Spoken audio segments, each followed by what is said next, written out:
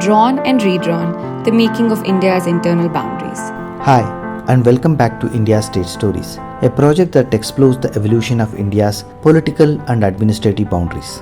This project is supported by the Center for Legislative Education and Research, Flame University, Pune.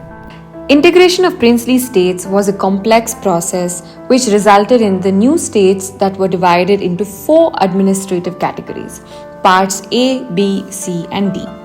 This series focuses on the 3 main categories that are part A, B, and C.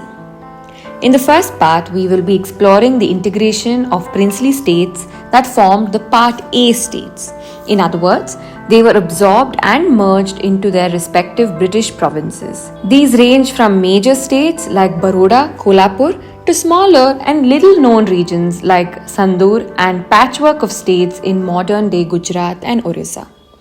The merger agreements for most of the states were modelled after Orissa and Chhattisgarh state mergers, and their administration was transferred to provincial governments. Now let's look at the stories of each of these in more detail in the following episodes. Listen to the first 3 episodes of Season 2 to understand a deeper context.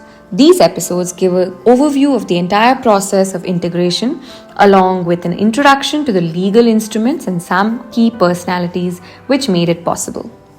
More details are in the show notes below, and let's dive in. Today, we're embarking on a really fascinating historical journey. We're going back to a pivotal moment in the formation of modern India. We're not just looking at how regions joined the Union, but exploring a truly unique twist in that narrative, specifically through the lens of the Khasi Hill States. We've got some excellent source material here. Article 18.pdf, which, well, it lays out the distinct path these states took. It's quite surprising, actually. Our mission today is to distill the core insights from this account, helping you understand not just that the Khasi Hill States were an exception, but why their story matters so much for grasping, the nuances of autonomy and nation building in India. Get ready to maybe rethink some assumptions about how a country comes together. Okay, let's unpack this a bit. Imagine Northeast India right around independence. It's this vibrant, mountainous region home to 25 unique Khasi Hill states, each with its own identity. The records mention notable ones like Bahawal, Chera, Kirim, Langren, Maharam, Milliam, the Shella Confederacy. Quite a few. It paints a picture of, a confederation of communities, definitely not some monolithic entity. What immediately jumps out, and this really set them apart, was their leadership structure. Their chiefs, known as Siems, were generally elected by the people. Now, it's a crucial detail because it's, a big departure from the hereditary rulers we often think of in other princely states. It really is. And what's truly fascinating, if you think about the context, is how that elected leadership might have influenced their later negotiations. A leader with a popular mandate, well, they carry a different kind of authority, don't they? Absolutely. Legitimacy from the people. Exactly. When they're speaking about wanting autonomy, it carries weight differently than perhaps a hereditary ruler. This democratic foundation was part of their fabric even before 1947. And it surely played a role in how they engaged first with the British and then later with the new Indian state.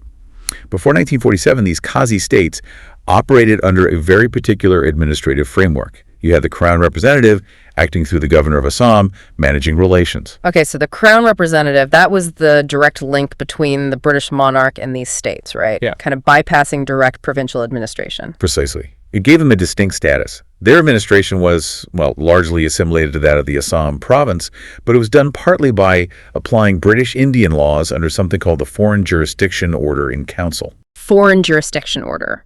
So that allowed British law in areas not technically British India, but under their influence. That's the gist of it. And importantly, this framework was also shaped by administrative measures agreed upon with the Khasi chiefs themselves. Menon noted this back in 1956, so this wasn't starting from scratch. There was a history of engagement, a pre-existing structure, and that became absolutely crucial later on. Okay, so against that backdrop, here's where their story really takes a different turn compared to most of India. Unlike the vast majority of other princely states, the Khasi Hill States did not accede to India on August 15, 1947. Think about that for a second. On India's Independence Day, while almost everyone else was joining the new union, these states held back. Initially, anyway. It makes you wonder, doesn't it? Why the hesitation? It's a really powerful point of difference, while you had this huge wave of integration happening rapidly elsewhere. Right, states merging left and right. Exactly. But for the Khasi Hill States, The existing setup, where the governor of Assam managed things on behalf of the government of India, it just continued after independence. This wasn't an accident or a neglect. It reflects a more, shall we say, nuanced negotiation process already underway. The Indian government recognized the unique history and the strong local feelings there.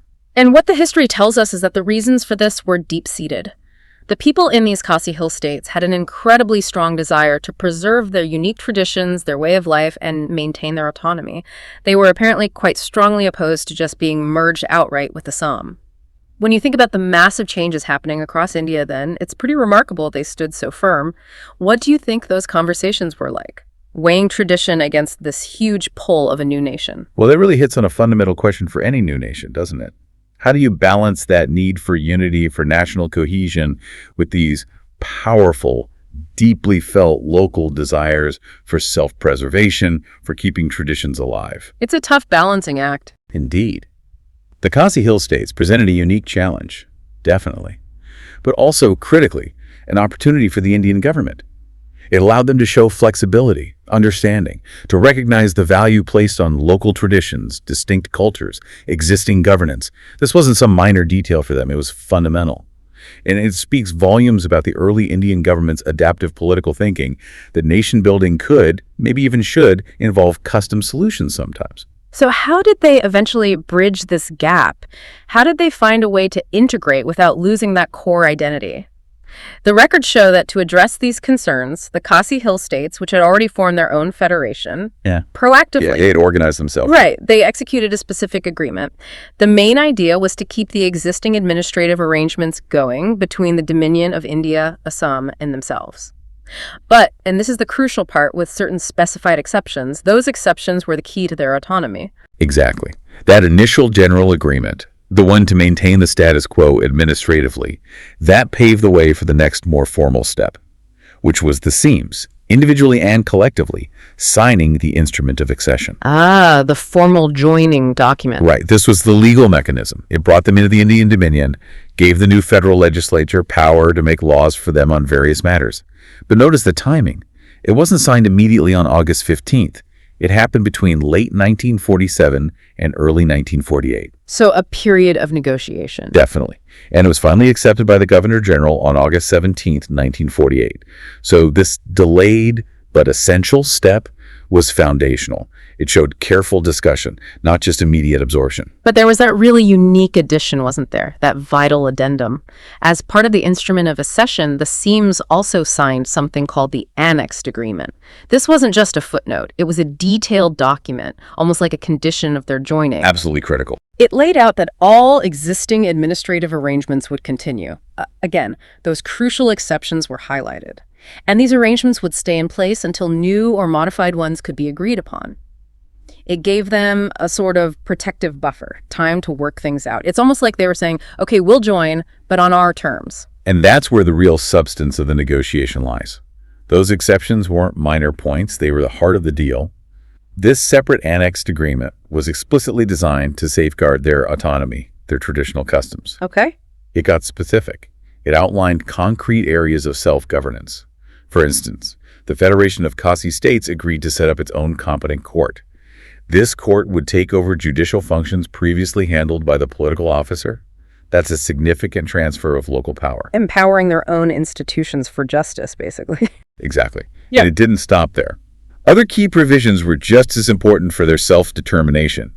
Existing judicial setups for non-Khasis would continue for a time, but those powers would eventually transfer to the Federation Court once it was up and running and recognized. Makes sense. Plus, the Federation was given full authority over managing and controlling their forests.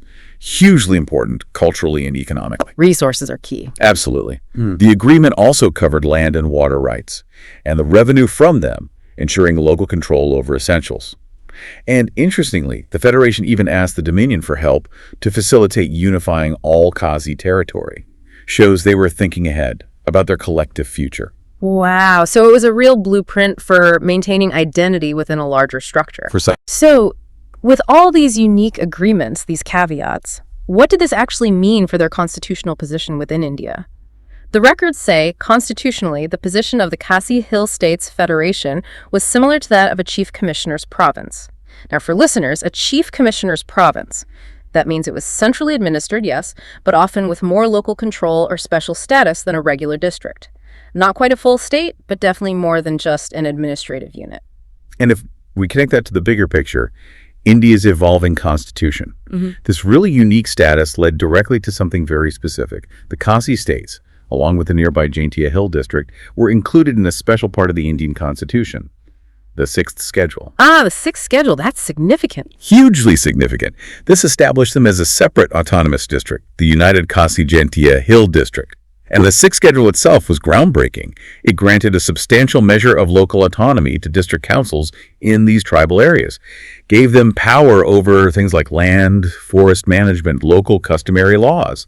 It was a formal constitutional recognition of their distinct identity and their negotiated autonomy. That truly highlights what the sources call a special regime. It absolutely set them apart from other princely states, which mostly either merged fully with provinces or formed larger unions among themselves. The Khasi Hill States, through their, careful negotiations and these unique agreements, they really forged a custom-made path to integration, one that respected who they were. It's quite a remarkable example of flexibility. Absolutely. It profoundly underscores the idea that nation building isn't and really can't be a one-size-fits-all process, especially not in a country as incredibly diverse as India. The way that Khasi Hill States' distinct identity and their deep desire for autonomy were accommodated through this unique constitutional framework. It's a powerful example. It shows how diverse cultural, historical, traditional contexts were thoughtfully addressed, integrated into modern India. This adaptive governance set a major precedent. Unity didn't have to mean uniformity. What an incredible deep dive that was into a corner of history that frankly often goes unnoticed but holds such vital lessons. We've seen how the Khasi Hill States carved out this truly unique path. From their elected chiefs, that fierce desire to preserve traditions, to signing that special annexed agreement protecting their way of life, and finally finding their place within India's Sixth Schedule, securing significant autonomy. It's a story of negotiation, of foresight, and the power of local identity facing huge national change. It really is a powerful testament to the dynamic, often complex process of building a nation. It shows remarkable flexibility in governance, especially when dealing with deeply rooted local identities. Understanding these diverse paths, these moments of unique negotiation and compromise, it really helps us appreciate the intricate tapestry that makes up a country. Balancing central authority with, the vital preservation of local identity and self-governance. The Khasi story is a masterclass, really, in how a region can be part of a larger whole, yet retain its distinct character. And that brings us to our final provocative thought for you, our listeners, to mull over. How do these historical arrangements, like the Sixth Schedule, specifically for the Khasi Hill States, continue to influence regional identity, governance, and the ongoing dialogue about autonomy within larger national structures today? What lessons can maybe be drawn about balancing unity with local self-determination in diverse societies, not just in India, but maybe globally too? Something to think about. We encourage you to explore that thought further. Until next time, keep digging.